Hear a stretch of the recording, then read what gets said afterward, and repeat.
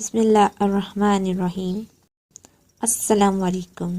آج کی ویڈیو میں آپ کو بتانے والی ہوں مہمان نوازی سے ریلیٹڈ کچھ حدیث، تو ویڈیو کو صدقہ جاریہ سمجھ کر ضرور شیئر کیجیے گا۔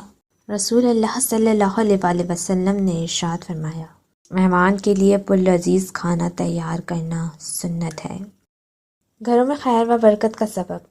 حضور صلی اللہ علیہ وآلہ وسلم نے ارشاد فرمایا، مہمان گھر میں خیر و برکت کا سبب ہیں۔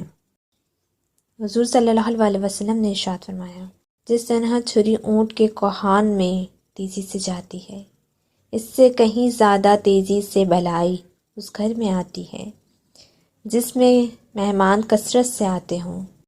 مہمان نوازی کے مطابق حضور صلی اللہ علیہ وآلہ وسلم نے ایک اور طرف ارشاد فرمایا، آدمی اپنے مہمان کا استقبال دروازے سے باہر نکل کر کرے اور رخصت کے وقت گھر کے دروازے تک پہنچائے۔ مہمان نوازی کے مطابق حضور صلی اللہ علیہ وآلہ وسلم نے ایک اور جگہ ارشاد فرمایا، مہمان اپنا رزق لے کر آتا ہے اور صاحب خانہ کے گناہ لے کر جاتا ہے۔ ایک اور حدیث مبارکہ ہے کہ آپ صلی اللہ علیہ وآلہ وسلم نے ارشاد فرمایا، جب رزق میں تنگی ہونے لگے تب اپنے رشتہ داروں کی دعوت کرو۔ سبحان اللہ، جزاک اللہ۔